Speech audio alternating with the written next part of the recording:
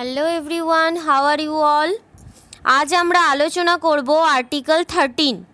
যখন আমরা আমাদের কনস্টিটিউশন বানাচ্ছিলাম তখন we had a lot of creation of examples যারা হিউম্যানিটেরিয়ান এবং ডেমোক্রেটিক কনসেপ্টকে অ্যাডপ্ট করে। এর জন্য পার্ট 3 ডিসকাস করা হয় পুরো 38 ডেজের জন্য। Rights of minority, principles of UDHR, concept of fundamental rights.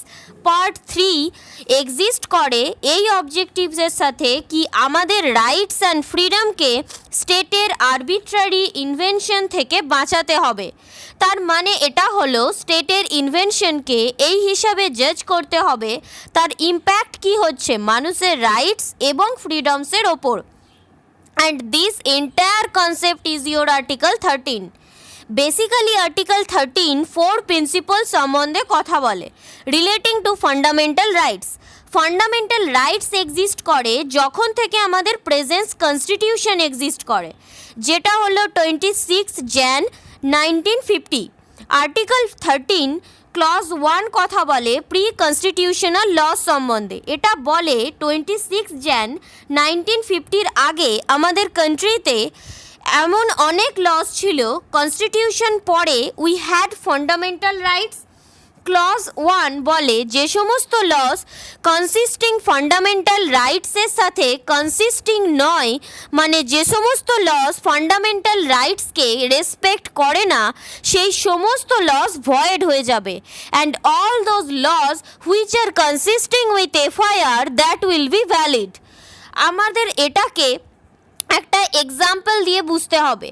1930-এর একটা এডুকেশনাল অ্যাক্ট ছিল যার অনেক কটা ক্লজ ছিল। চেয়ারম্যান কি হবে, অ্যাপয়েন্ট হবে, what is fund that will be allocated, age group কি থাকবে বাচ্চাদের। একটা পার্টিকুলার ক্লজ ছিল যেটা বলেছিল যে পার্টিকুলার এই কাস্ট বাচ্চাদের স্কুল অ্যাডমিশন হবে না। 1950 থেকে এই ক্লজ ফান্ডামেন্টাল রাইটসের এগেনস্ট হয়ে যায় এবং এই এক্সাম্পলে ক্লজ 1 অফ আর্টিকেল 13 অ্যাপ্লাই করে আমরা বলবো যেহেতু এই ক্লজ ফান্ডামেন্টাল রাইটসের এগেনস্ট, তো এই ক্লজ ভয়েড হয়ে যাবে। আরও ক্লিয়ারিটির জন্য আর্টিকেল 13-এর দুটো ডকট্রিন আছে, সেই দুটোর মাধ্যমে বুঝি। Doctrine of severability or doctrine of eclipse. Let's have a look at them. The first doctrine, doctrine of severability or doctrine of separability. Simple ভাবে বললে সমস্ত প্রি কনস্টিটিউশনাল লস এর জন্য একটা ফিল্টার ইউজ করতে হবে কি এটা ফান্ডামেন্টাল রাইটসকে রেসপেক্ট করে কি করে না। যেটা ফিল্টার দিয়ে বেরিয়ে আসবে সেটা ভ্যালিড হবে, আর যে সমস্ত লস আটকে যাচ্ছে সেটা আমাদের সেপারেট করে দিতে হবে। This is your doctrine of separability. A very important case laws A.K. Gopalan versus State of Madras. In this case, Section 14 of Preventive Detention Act was challenged. Section 14-এর অন্তর্গত যদি কোনো পারসন এই অ্যাক্টের অন্তর্গত ডিটেন হয় তো সে নিজের ডিটেনশন গ্রাউন্ড কোর্টকে ডিসক্লোজ করতে পারবে না। সেকশন 14 ফান্ডামেন্টাল রাইটসের এগেনস্টে ছিল, তাই এই অ্যাক্ট সেকশন 14-কে ভয়েড বলে গণ্য করে, আর বাকি রিমেনিং ভ্যালিড হবে।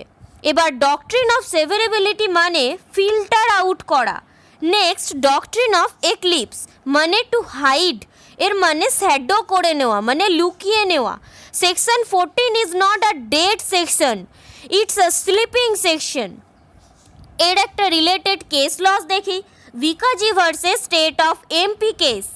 বারার মোটর ভেহিকলস অ্যাক্ট চ্যালেঞ্জড হয় এই কেসেতে, যেটা 1947 সালে হয়। দেয়ার ওয়াজ সার্টেন সেকশন যেটা স্টেট গভর্নমেন্টকে এম্পাওয়ার করে পুরো মোটর ট্রান্সপোর্টকে নিজের আন্ডারে করে নেওয়ার। 1950-এর পরে এই সমস্ত সেকশন ভায়োলেটিভ হয়ে গিয়েছিল আর্টিকেল 19-এর। প্রথমে ফিল্টার আউট করব পুরো অ্যাক্টকে এবং এই সমস্ত সেকশনকে সরিয়ে দেব যেগুলো ফান্ডামেন্টাল রাইটসের ইনকনসিস্টেন্ট। তারপর ডকট্রিন অফ এক্লিপস লাগিয়ে আমরা বলবো the fundamental rights prevail over this sections. এই সমস্ত সেকশন হয়ে যাবে ইনঅপারেটিভ।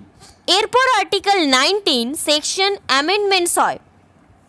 সার্টেন অ্যামেন্ডমেন্টস হয় এবং এই government was challenged authorized to monopoly certain businesses. এই যে সেকশন ছিল যেটা 19-এর জন্য ইনঅপারেটিভ ছিল, এখন হয়ে যাবে সেটা অ্যাক্টিভ। যে সমস্ত লস পাস হতে পারেনি সেই সমস্ত লসকে ফান্ডামেন্টাল রাইট শ্যাডো করে নেবে, ফান্ডামেন্টাল রাইট এক্লিপস করে নেবে, মানে লুকিয়ে নেবে। এক্সিস্টেন্স শেষ হবে না, দে অনলি বিকাম ইনঅপারেটিভ। যদি ফিউচারে কোনো অ্যামেন্ডমেন্ট হয় and all those sections become consisting with FIR, they again become active. Article 13 subclause 1 কথা বলে প্রি কনস্টিটিউশনাল লজ নিয়ে, মানে কনস্টিটিউশন আসার আগে যে সমস্ত লজ আছে তারা যদি ফান্ডামেন্টাল রাইটের এগেনস্ট হয় তো সেটা হবে ইনভ্যালিড। আবার যেটা কতদিন পর্যন্ত এক্সটেন্ড করবে সেটাও ডিটারমাইন করতে হবে, দুটো ডক্ট্রিন লাগিয়ে, doctrine of separation and doctrine of eclipse. Article 13 subclause 2 কথা বলে পোস্ট কনস্টিটিউশনাল লস সম্বন্ধে, মানে কনস্টিটিউশন আসার পরে দ্য স্টেট ইজ প্রহিবিটেড।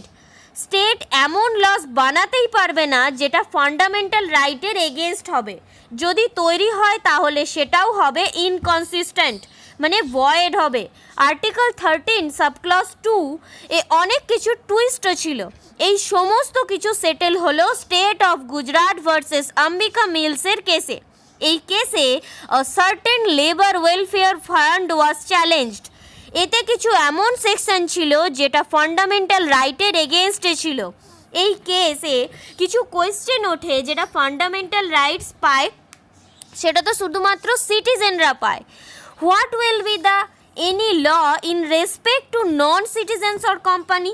এই কেসে the respondent was a company যাকে ফান্ডামেন্টাল রাইটস গ্র্যান্টেডই ছিল না, তার রেসপেক্টে এই অ্যাক্ট ভ্যালিড হবে কি না?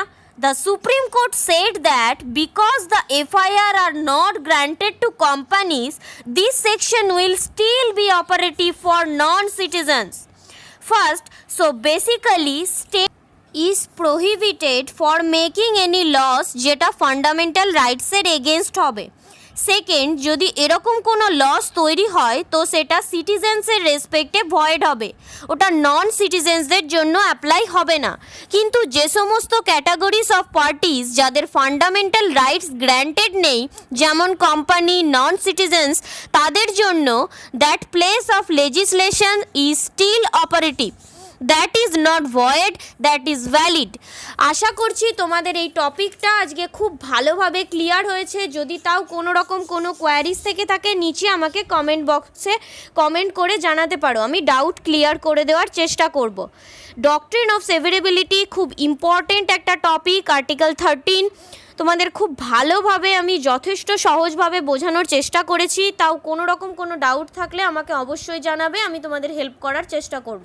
আজকের মতো এ পর্যন্তই। যদি ভিডিওটা ভালো লেগে থাকে তাহলে লাইক, শেয়ার অ্যান্ড সাবস্ক্রাইব করবে, আর পাশে থাকা বেল বাটনটাও হিট করবে, যাতে করে নতুন নতুন এরকমই ইনফরমেটিভ ভিডিও আমি যখন আপলোড করব তোমাদের কাছে নোটিফিকেশন পৌঁছে যাবে। Till then take care, see you in the next video.